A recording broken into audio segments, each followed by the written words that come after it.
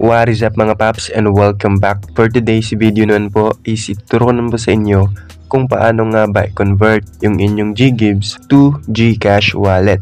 In this video nga po is ituturo ko po siya sa inyo step by step.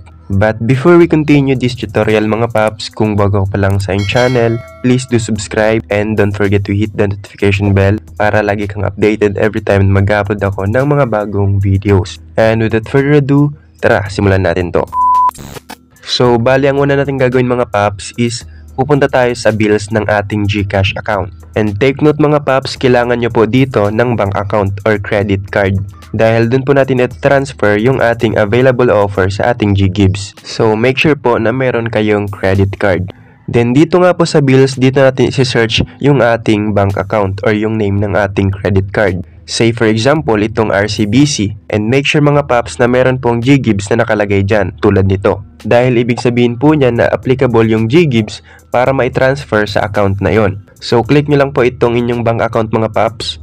Then dito nga po natin ilalagay yung ating credit card number, pati yung amount na itatransfer natin, which is yung available offer sa ating GGibs. Dito naman sa email mga paps, pwedeng hindi na natin lagyan yan dahil optional lang po yan. So ngayon, next lang natin. And dito nga po mga paps no, is kailangan po natin iselect yung ating GGibs as payment source. Then next lang po natin yan.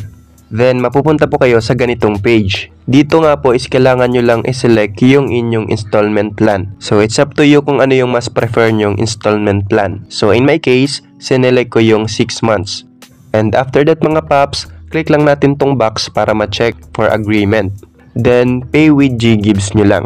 Then next naman mga paps is bibigyan na kayo ng resibo. So makikita po dito yung name ng inyong account and yung inyong reference number. And of course, pati na rin yung amount na tinransfer natin from GGibs. So ibig sabihin successful yung transaction. Ngayon naman para ma-cash out mo ito, pwede mo namang isend ito from your bank account to your GCash account.